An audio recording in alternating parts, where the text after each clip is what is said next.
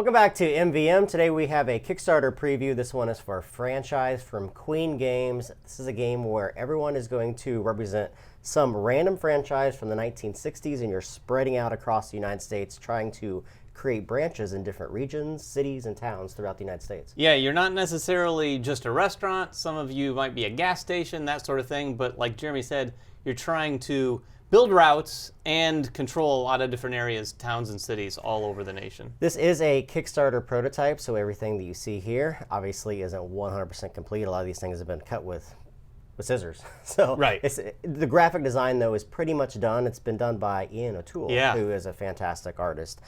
All right, so as we said, everyone is controlling a specific franchise. You're going to have a board in front of you that's going to house all the different actions of your turn. This game works in a way which you take all the actions of your turn before it moves to the next player. You're going to keep going around the board, trying to move through the different routes. When you look at the main game board itself, it is a map of the United States. It's broken into both cities, towns, and then you have a variety of different routes between each of these different regions on the board. These regions are going to score at very specific portions in the game once enough branches are in them to complete that specific region. Yeah, and when you score those regions, that's how you're going to get to the end of the game, because once you've scored a region, you're going to place the tiles down here. Once you get here into the red zone, it's a hard stop and the game ends. Yep. Each player is also going to have 4 bonus tiles in front of them. These bonus tiles can be used once per turn, and they do a variety of different things, which we'll talk about in just a moment as well. You have money off to the side, and then you have a variety or a number of different branches. Each of these branches are going to be placed in 2 very distinct areas on the board. Each player is going to start in a specific town somewhere upon the United States, and then you have each of these different cities, and the cities are going to have a number of different branches that they can hold. So once you occupy one of these areas, they're going to be placed into the furthest most branch, winding down. It's because you're going to be collecting money or income at the start of each of the different rounds, depending upon where you have your branches. Yeah, and that's about it for the components. This game is all about getting those branches out on the board and sort of striking that balance between getting an income and having enough income to expand your franchise and scoring points quick or playing the longer game. So it's going to start with the first player, and a turn works something like this. I'll explain the very first step, and that's the income step. That's where you're going to get money based upon the branches that you have on the United States. Now, you have a chart off to the right-hand side, and there's numerous different charts depending upon how many players that you're participating in the game.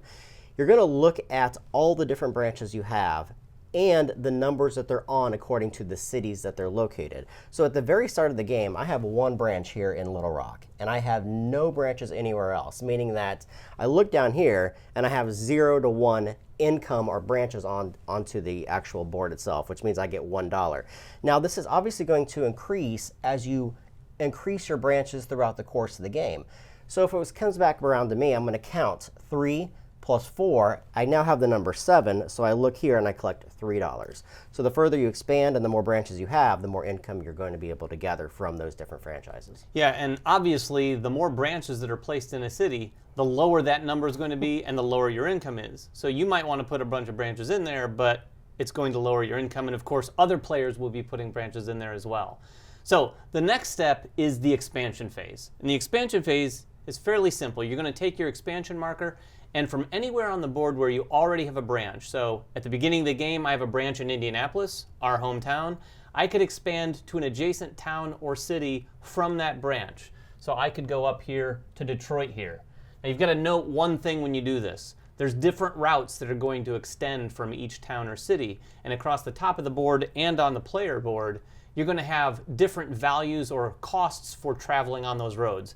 This one, going from Indianapolis, it's a bunch of $1 roads, so I could go to Detroit. I'd spend $1 to do that, and that is the expansion phase. Yep, and you're simply going to put that marker in the very center. The third phase is actually to increase the market share. Now, you get to increase the market share in any of the cities where you have branches. Now, say on my turn I decided to expand, just as David had just previously said. Now I have the chance to actually increase the market shares. I look at all the different cities that I have presence in or branches in. I have one here in Omaha and I have one here in Kansas City. I can spend $1 per city to put another branch in that location. Now, there's obviously a reason to do this and a reason not to do this. The reason not to do this is because you want to start collecting that income The less number of branches in there, the higher numbers, meaning you're collecting more income at the start of your turn. But you want to put more branches in there because you want to have majority in these cities. So for each one that I have, I could place or spend $1 to put one more city in each of these different areas. Again, you're trying to create majority, but also balance that with the income that you're going to be collecting at the start of the turn. Yeah, so after you've increased your market share, you come to sort of the second to last phase, and that is to basically build those branches and potentially score.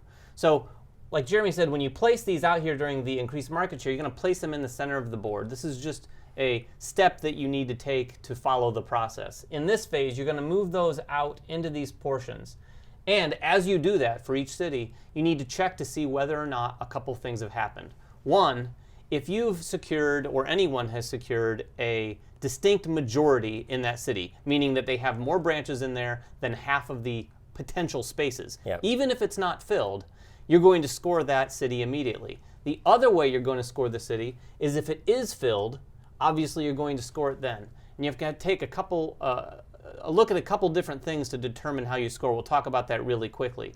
Basically, when someone scores, whether they have the majority or whether they just win and beat everyone else there, they're going to take the tile off the board. They're going to get 4 points here for this tile, which is basically in the center of each city tile. You're going to get those points. Then you're going to leave one of your cities in that location, take all, or branches, take all of the other branches off the board. Now everyone else who had a branch in there is going to be left on the board too. This is going to become important for the majority for that region.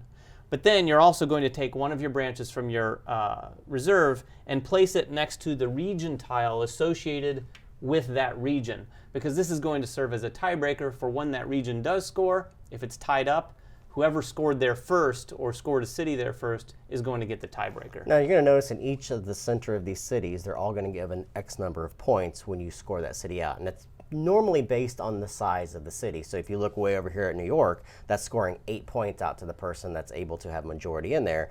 Whereas you look at something over here on the West Coast, Portland's only going to score 2 points. Right. So you obviously want to branch out as far as you can and as quickly as you can to control those specific areas.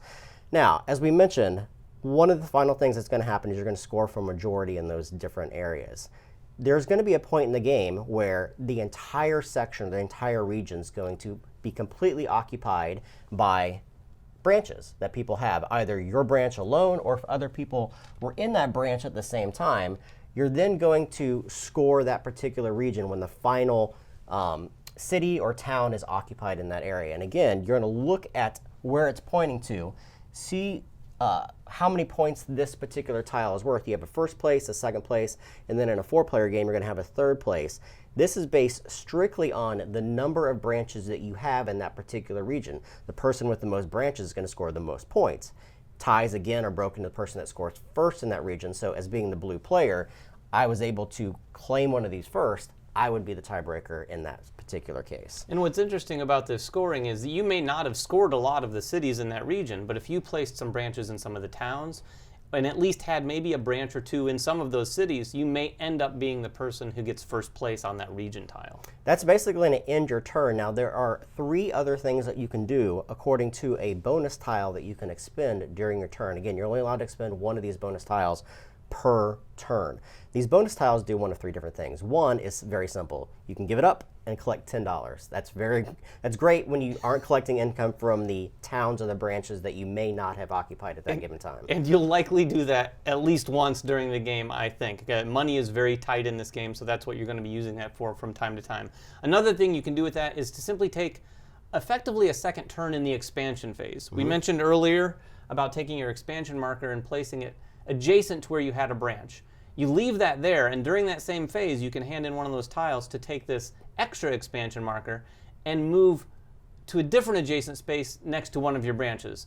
This basically keeps you from traveling twice. You can't move this from your other expansion marker. Yeah. You have to move it from another branch. So it lets you spread out in different directions in one turn. The final thing that you can do is you can increase your market share one more time. As I said, in each of the cities where you have a branch, you can spend $1 to put another branch in that area. And you can give up your tile, spend no more dollars, and put a second one down. You want to do this, obviously in this case, this is a perfect example because now I have majority of this area.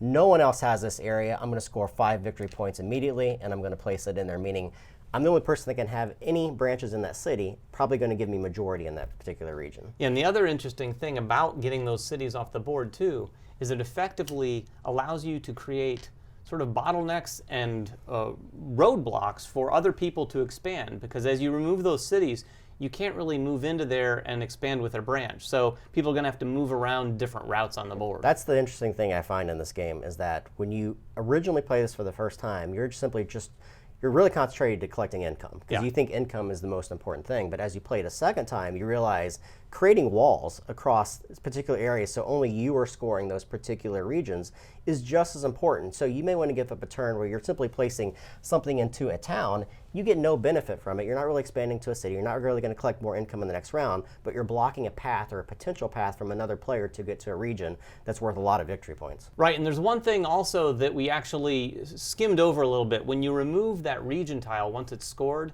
we'd mentioned earlier, but you're going to place those as they score right here along the bottom of the board. Whoever actually was the person whose turn it was that scored it, who created that situation where it was scored, they're actually going to get some points here for doing so. And then once the first region tile is placed in this red zone, at the end of that player's turn, it is a hard stop on the game, and that's when you score up the points. That's very interesting as well. There may be times in the game where you know that you're not going to score the actual city tile itself. You may not get the points from that, but you want to place at least one branch in that area because you may be able to score points from completing that region and scoring that region's tile. Yeah, not to mention the fact that if someone's been sitting there collecting income round after round, you going and shutting that city down is going to shut off their income. Yep. So there's some interesting layers to the game for sure.